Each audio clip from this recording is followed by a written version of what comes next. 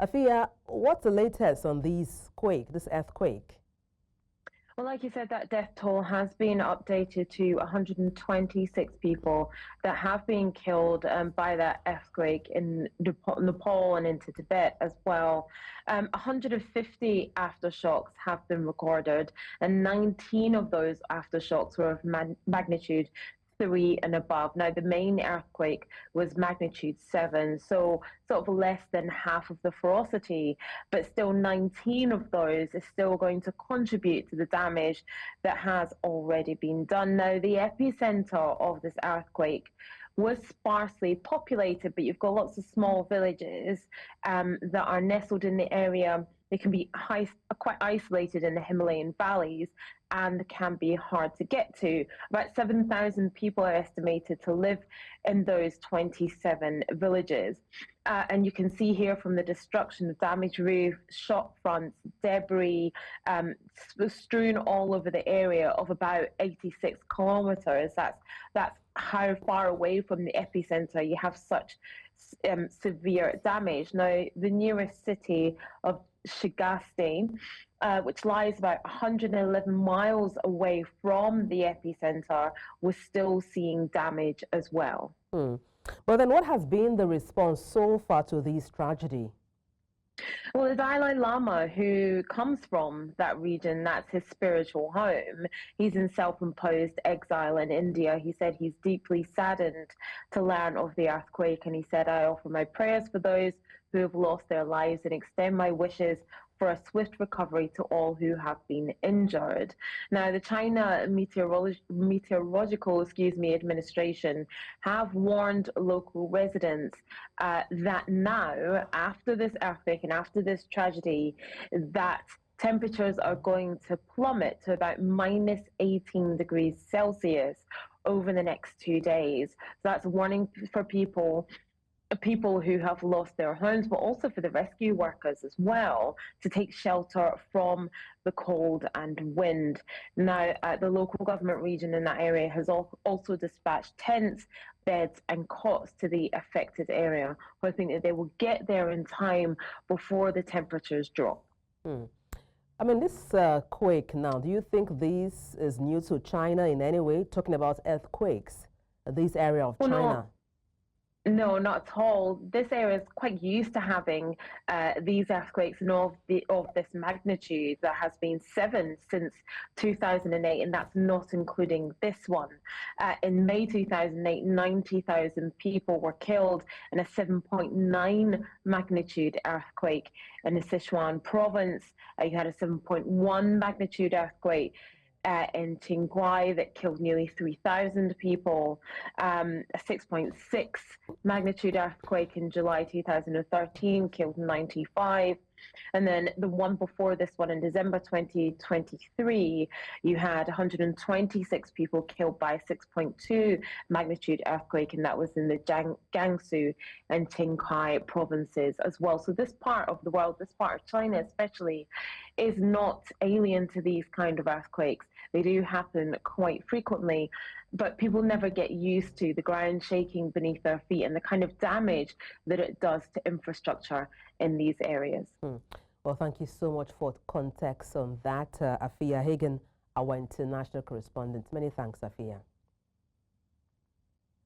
Meanwhile, South Korea's Minister of Land, Infrastructure and Transport, Park Sang-woo, has offered to take appropriate action over the recent Jeju airplane crash that killed 179 people. A spokesman for the Ministry of Land, Infrastructure and Transportation told newsmen that Park offered his resignation in response to his remarks. Recall that the Boeing 737-800 plane was flying from Thailand to Muan, South Korea on December 29th, carrying 181 passengers and crew when it barely landed at a South Korean airport and slammed into a concrete barrier in a fireball. 항공 안전을 책임지는 장관으로서 저는 이번 참사에 대한 무거운 책임감을 느끼고 있습니다. 책임 있는 당국자로서 적절한 처신을 할 생각이며 그 적절한 방법과 시기를 상의 중에 있습니다. Let's also tell you that U.S. Secretary of State Antony Blinken insists that ties between the United States and Japan are stronger than ever been before, and that the two countries are committed to continuing cooperation for many years to come, as Blinken met with Japan's Prime Minister Shigeru Ishiba during a visit to Tokyo on Tuesday. Blinken's visit comes days after U.S. President Joe Biden blocked Nippon Steel's takeover of U.S. Steel. Marco Rubio is expected to succeed Blinken only 2 weeks before President-elect Donald Trump takes office. After meeting with Prime Minister Shigeru Ishiba, Blinken told reporters that the visits at the start and finish of his term demonstrate the importance of the U.S.-Japan alliance for Washington. I think as we look at the last 4 years, we've seen an alliance, a partnership, a friendship that's grown stronger than it's ever been before. If you look at what we've done together on strengthening our security partnership relationship, modernizing our command and control, working together on defense co-production so that we can strengthen our defense industrial base and have an even stronger deterrent. We've also seen together that increasingly security around the world is indivisible. When Russia committed its aggression against Ukraine in 2022, one of the first countries to stand up strongly for Ukraine was Japan, because we're living at a time where there's a greater premium than ever before in like-minded countries finding ways to work together, to coordinate, to cooperate, to communicate. Japan, the United States are leading the way, and I have great confidence that that will continue for many. In North America, U.S. President-elect Donald Trump on Tuesday announced a $20 billion investment by an Emirati company led by billionaire Hossein Sajwani in U.S. data centers. Sajwani, a close business partner of the Trump family, is spearheading the investment through Denmark Properties, aiming to showcase Trump's ability to attract major projects to the United States. This announcement follows a similar pledge by Japanese billionaire Masayoshi Son last month to invest $100 billion in the U.S. Trump also emphasized his plans to expedite environmental regulatory reviews for investment exceeding $1 billion.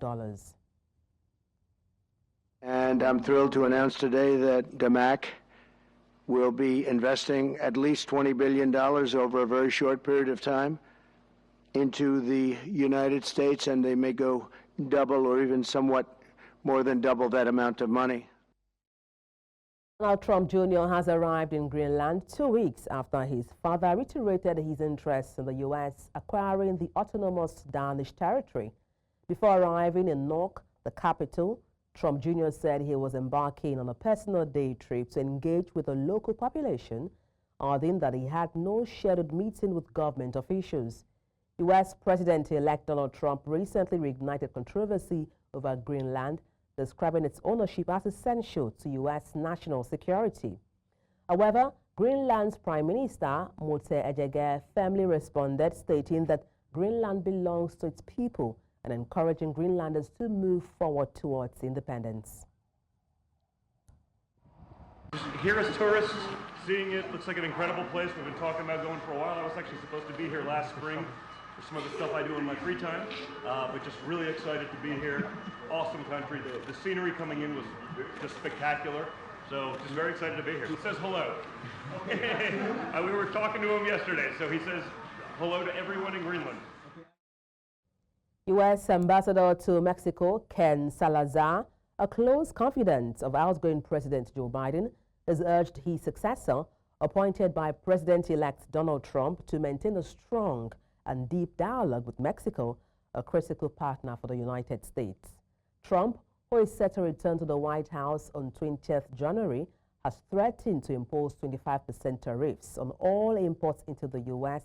unless Mexico takes action to curb migration and fentanyl trafficking. Yo le puedo decir que en lugares muy republicanos, dígase el estado de Idaho, que la mano de obra es la mano del migrante. Entonces, todas esas cosas económicas, humanitarias, deberían de estar ahí en la mesa de un diálogo profundo. Ojalá que venga ese diálogo profundo. entre Estados Unidos y México, el presidente electo allá y la presidenta acá. We go on a short break. When we come back, we'll tell you that at least 901 people executed in Iran in 2024. Details shortly. Join us again. Thank you for staying with us. In North America, U.S. President Joe Biden and First Lady Jill Biden paid a visit to Bourbon Street in New Orleans on Monday to pay tribute to the victims of a New Year's Day truck ramming attack that claimed 14 lives.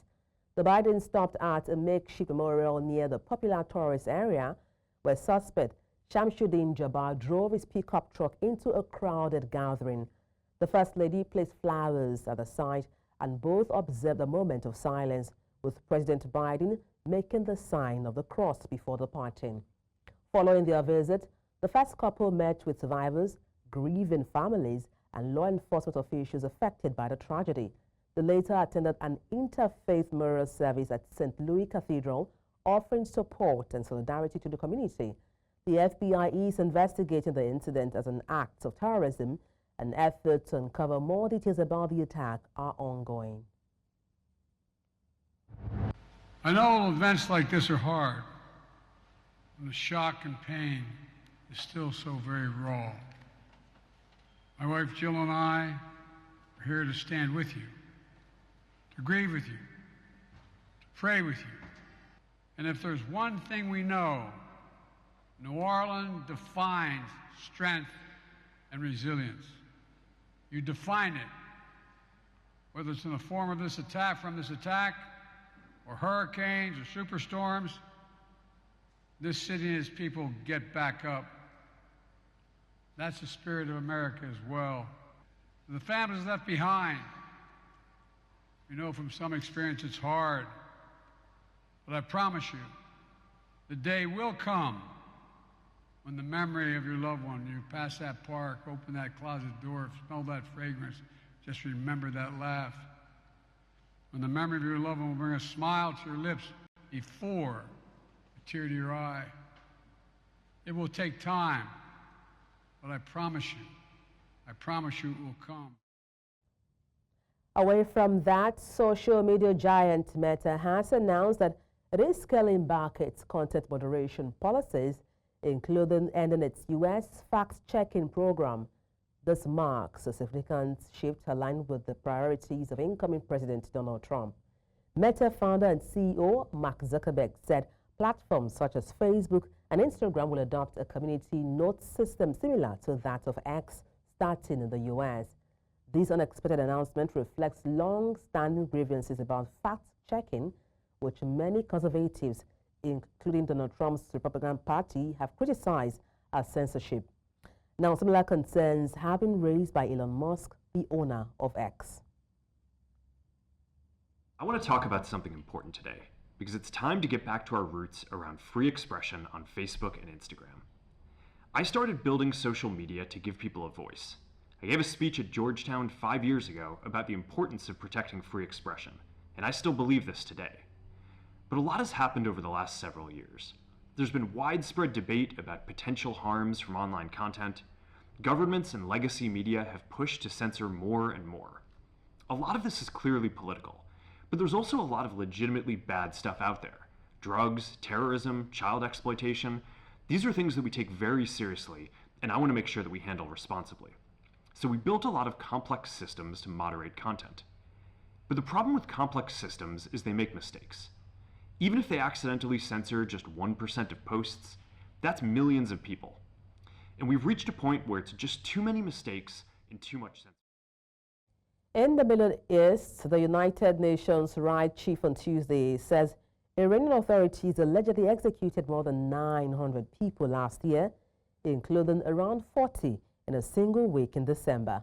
Volker stated that at least 901 people were reportedly put to death in 2024, making it extremely alarming that the number of Iranians facing the death penalty is rising year after year, which compares to at least 853 people executed in Iran in 2023. Iran uses capital punishment for major crimes including murder, drug trafficking, rape, and sexual assault. activists are increasingly alarmed over the surge in hangings in Iran. We're deeply troubled by the marked increase in executions in Iran last year. At least 901 people were reportedly executed in 2024, including some 40 in 1 week alone in December. At least 853 people were executed the previous year in 2023. Most of the executions last year were for drug-related offences, but dissidents and people connected to the 2022 protests were also executed. There was also a rise in the number of women executed. It's high time that Iran stemmed this ever-swelling tide of executions. We oppose the death penalty under all circumstances. It's incompatible with the fundamental right to life and raises the unacceptable risk of executing innocent people. And to be clear, it can never be imposed for conduct that is protected under international human rights law. The UN Human Rights Chief Volker Turk urges the Iranian authorities to halt all further executions and to place a moratorium on the use of the death penalty with a view to ultimately abolishing it. Israeli Foreign Ministry Director General Eden Batal warns the international community about the new leaders and their appearance changes, saying they disguise the real essence of this group. This is coming as Syria's new government strives to gain international legitimacy after overthrowing the Bashar al-Assad regime. Western countries seem open to giving a chance to the government led by Ahmed al-Shara, head of the Islamist Hayat Tahrir al-Sham group. We see a lot of air flight coming in to Damascus and a lot of meetings with high officials. We want to warn everybody not to buy so quickly the smile attack or shorten the beard or using Western suits to disguise the real essence of this group. And we are calling the international community to raise its voice. And in meetings, when they are meeting in Damascus, that should be the #1 demand put to the new regime: stop the killing of the minorities. With regard to the Kurds, I want to draw your attention to the fact that Turkey holds 15% of North Syria. They have their own militias called SNA, and they are not just controlling the area, they are attacking the Kurds' autonomy, killing, using not only the militia, the SNA, but also airstrikes by Turkey. The international community must call Turkey to stop this aggression. And now to Europe, where Jean-Marie Le Pen, the founder of France's far-right National Front Party, has died at the age of 96. Le Pen stunned the French political landscape when he unexpectedly reached the presidential election runoff against Jacques Chirac in 2002. Although defeated in a landslide, his campaign reshaped the French politics, echoing themes that would later define the rise of President-elect Donald Trump. Throughout his decades-long career, Le Pen faced allegations of racism and sparked outrage with statements including Holocaust denial. After leading the National Front from 1972 to 2011, he was succeeded by his daughter, Marine Le Pen. Under her leadership, the party renamed the National Rally has become a major force in French politics, with Marine Le Pen running for presidency 3 times. And finally, French Foreign Minister Jean-Noël Barrot has called on the citizens to avoid traveling to Iran until all French nationals detained there have been released. French authorities say 3 of the citizens are currently being held in Iran. Cécile Koha and her partner, Jacques Spade, have been imprisoned since May 2022 on charges of espionage, a crime punishable by death in the Islamic Republic. Another French national, identified only by his first name, Olivia, has been detained since October 2022. Authorities have not disclosed further details about the case. La situation de nos compatriotes otages en Iran est tout simplement inadmissible. Ils sont détenus injustement depuis plusieurs années dans des conditions indignes qui, pour certaines, relèvent de la définition en droit international de la torture. Depuis l'élection du président Pezeshkian, et malgré nos efforts d'engagement au plus haut niveau, leur situation s'est dégradée. Et je le dis avec vous aux autorités iraniennes, nos otages doivent être libérés. Nos relations bilatérales et l'avenir des sanctions en dépendent. Et jusqu'à la libération complète de nos otages, je demande à nos compatriotes de ne pas se rendre en Iran. And that's all on Beyond the Continent. You can watch the Central live on DSTV channel 422, Star Times channel 274, Avo TV and YouTube. Many thanks for watching. I am Adebola Adeduba.